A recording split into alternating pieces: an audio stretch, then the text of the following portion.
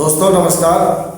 आज बुधवार है और बुधवार की सुबह सुबह की सबसे बड़ी ब्रेकिंग न्यूज़ यही है कि ईडी ने एक साथ 12 स्थानों पर छापेमारी की है।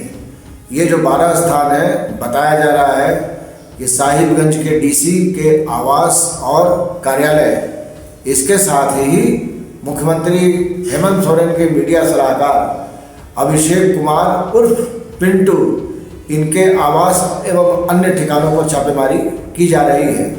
अभी जब मैं ये वीडियो रिकॉर्ड कर रहा हूँ, छापेमारी की कार्रवाई जारी है। अभी पता नहीं चल पाया है कि इस छापेमारी में क्या हासिल हुआ है। वैसे थोड़ा ठहर कर सोचें तो झारखंड लगातार हाई टेम्परेचर में, ठंड का समय है लेकिन पॉलिटिकली जो हाई टेम्परेचर है वही सीन यहाँ पर क्रिएट किया जा रहा है। कल शाम में हेमंत सोरेन ने कहा कि उनकी पत्नी कल्पना सोरेन कोई चुनाव नहीं लड़ेगी। ये बीजेपी का जो अपना एक सिस्टम है मीडिया ट्रायल का, उसके माध्यम से ये सारी की सारी चीज़ें फैलाई जा रही है।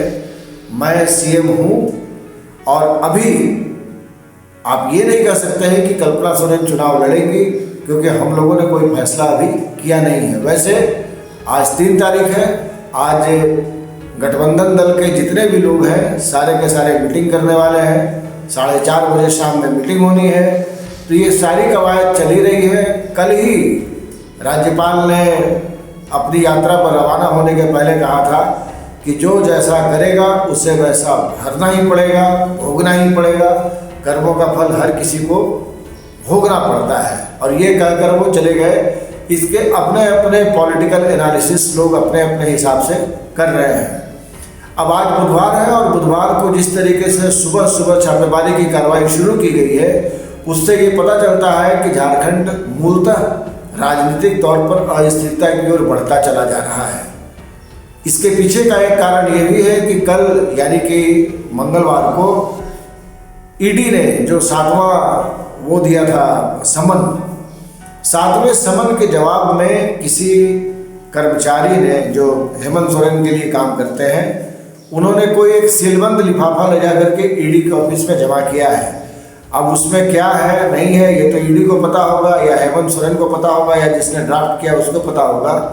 लेकिन जो राजनीतिक अनिश्चितता है, राजनीतिक अनिश्चितता निरंतर बढ़ती जा रही है। कहा तो यहाँ तक जा रहा है कि सरकार गिर जाएगी। अब सरकार कैसे गिरेगी इसके पीछे कोई तर्क नहीं है, लेकिन कहने वाले कह रहे हैं। आज के सारे अखबार उन्हीं बयानों से अटे पड़े हैं। बाबूलाल मरांडी का भी बयान है, गोड्डा के जो सांसद हैं निशिकांत दुबे, उनका भी बयान है। वो लगातार टिप्पणी कर रहे हैं, लगातार एक्स पर जा कर के वो कमेंट कर रहे हैं, लगातार भविष्यवाणियाँ कर रहे हैं।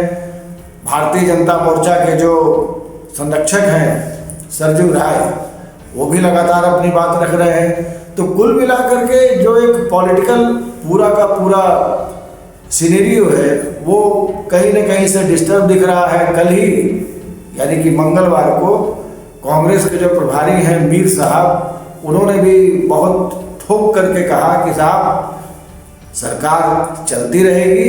इस तरह की सरकार गिराने की कोशिश आज से नहीं पिछले 4 साल से की जा रही है, कहीं कोई दिक्कत नहीं है।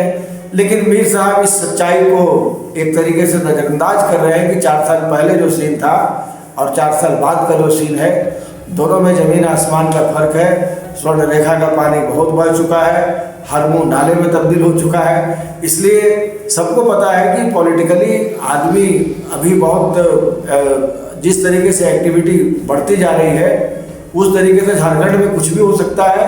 सरकार गिरेगी या नहीं गिरेगी इसकी भविष्यवाणी करने वाले हम लोग कौन होते हैं। लेकिन जो सिचुएशन है वो सामान्य सिचुएशन नहीं है। खास करके जिस तरीके से ताबड़तोड़ छापेमारी आज भोरे भोर शुरू की गई है, उसको देख करके तो ऐसा नहीं लगता है कि झारखंड में सब कुछ ठीक चल रहा है। और अपडेट देंगे आपको, जैसे ही हमारे पास कुछ नई सूचना आएगी हम आपको अपडेट देंगे। तब तक आप देखते रहिए यूपी दस्तक। धन्यवाद।